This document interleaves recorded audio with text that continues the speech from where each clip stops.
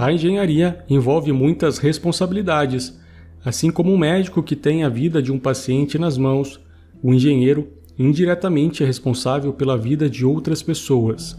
Mas enquanto o médico se responsabiliza por uma vida por vez, o engenheiro é responsável por dezenas, centenas ou, dependendo da obra, milhares de pessoas.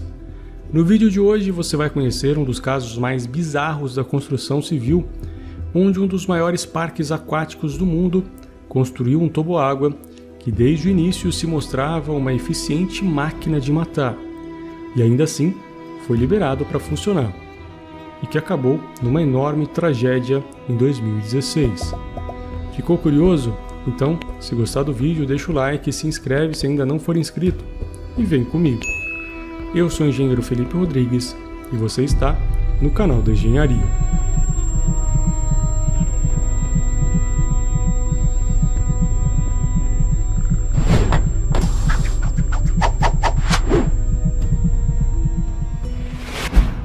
Os parques aquáticos e de diversões com seus toboáguas gigantes e montanhas russas contêm muito mais engenharia do que você imagina.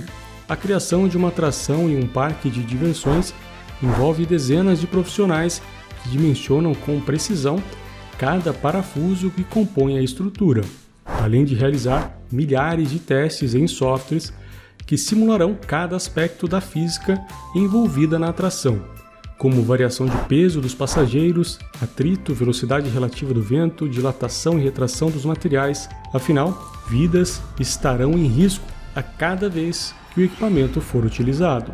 Mas algumas empresas, por uma redução de custos, muitas vezes acabam deixando de lado a técnica e decidem simplesmente improvisar, arriscando a vida de outras pessoas. Foi justamente o que aconteceu com um parque aquático Slitterbahn, em Kansas City, nos Estados Unidos. Com a intenção de bater o recorde mundial do Kilimanjaro, o toboágua mais alto do mundo, que pertencia e continua pertencendo ao Parque Aquático Aldeia das Águas, em Barra do Piraí, no Rio de Janeiro, o coproprietário do parque norte-americano, Jeff Henry, começa a buscar por financiamento para sua mais nova atração, chamada de Verrückt, que em alemão significa insano. Com 51 metros e 38 centímetros de altura, ultrapassava por pouco o atual recorde mundial. Mas, diferente do projeto brasileiro, que é um toboágua sem boia, o Verrückt utilizaria o acessório para acomodar até 3 pessoas e contaria com uma descida de 50 metros com uma velocidade de 110 km por hora, seguida de uma subida de 24 metros.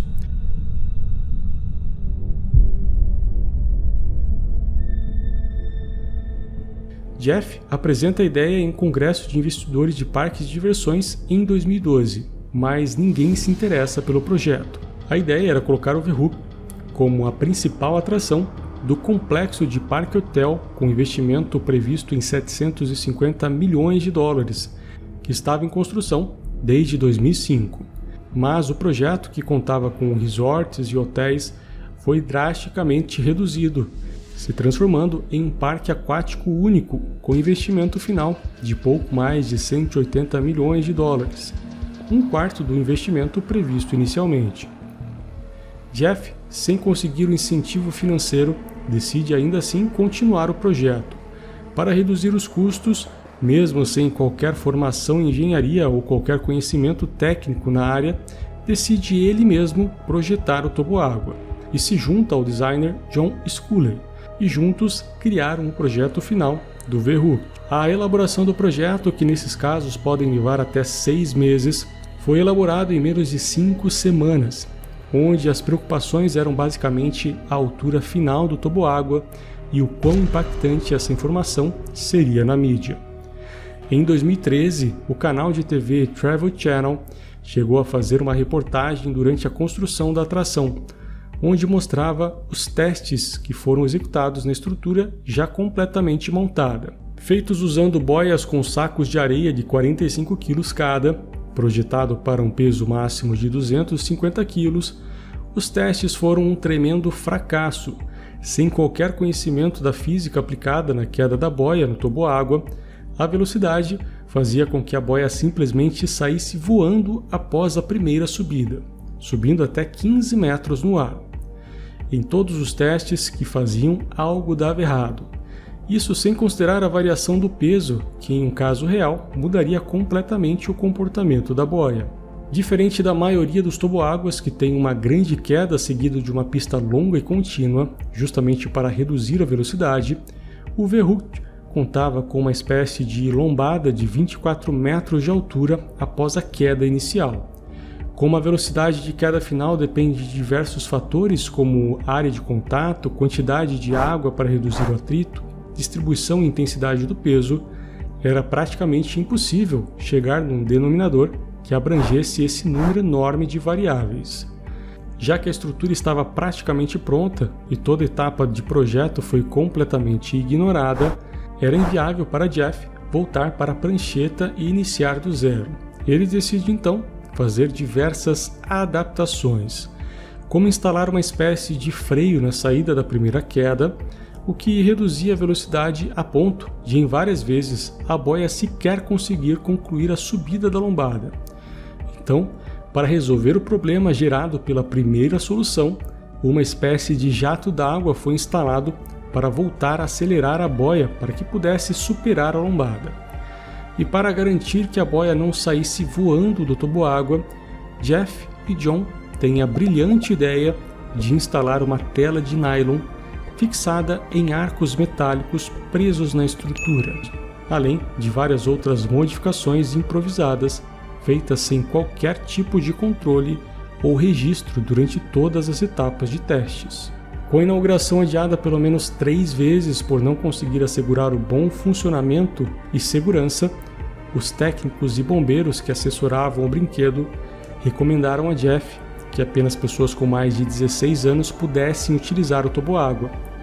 Mas Jeff reduziu para 14 anos e no dia da inauguração resolve tirar completamente a restrição de idade.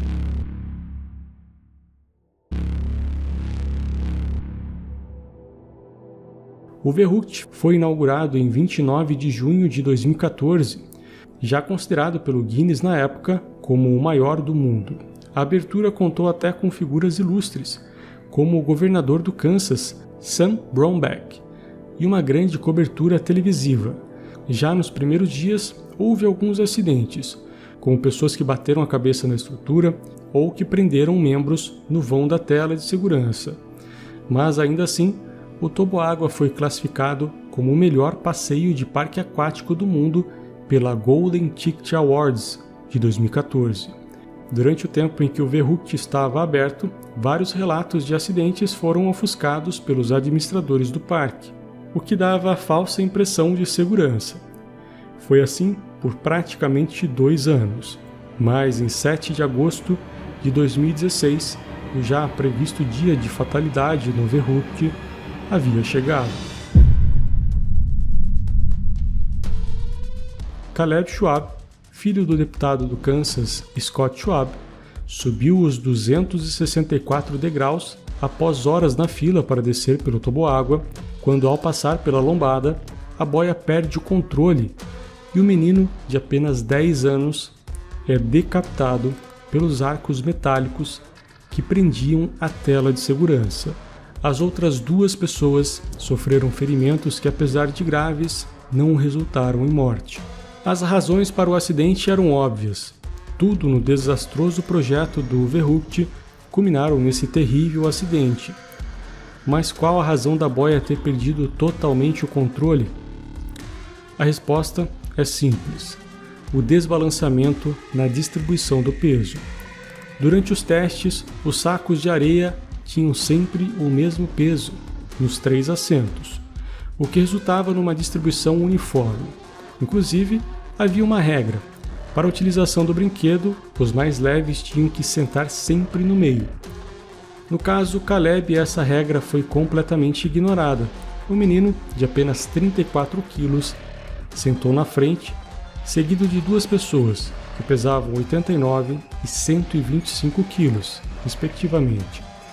Com o peso completamente concentrado na parte traseira, ao subir pela lombada em alta velocidade, a boia empina, perdendo completamente o controle e causando o choque com a estrutura. A notícia do acidente fatal se espalha rapidamente pelo país e acaba com a reputação do parque aquático. Os responsáveis Jeff Henry e John Sculley foram acusados de homicídio de segundo grau e o parque sentenciado a pagar uma indenização de $20 milhões à família Schwab.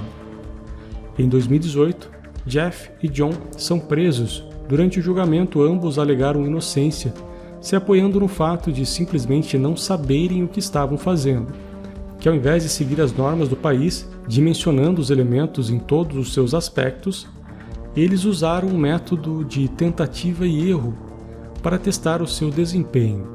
Sculley chegou a admitir que se tivesse o conhecimento necessário para seguir as normas, o projeto final não seria tão espetacular quanto foi.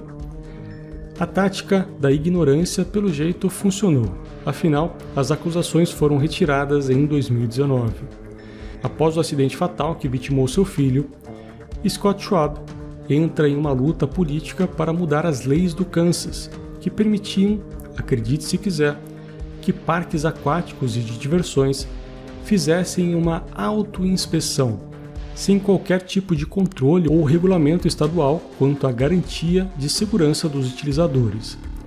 A mudança da lei agora obriga os parques a seguirem uma série de regras de segurança, além de se submeterem a constantes fiscalizações do Estado. O parque aquático chegou a reabrir 3 dias após o acidente, mantendo o verruc fechado, mas não durou muito tempo, sendo comprado por diversas outras empresas do segmento meses após o ocorrido. A trágica história do verruc prova a importância do conhecimento técnico e dos profissionais realmente capacitados para a execução de qualquer tarefa.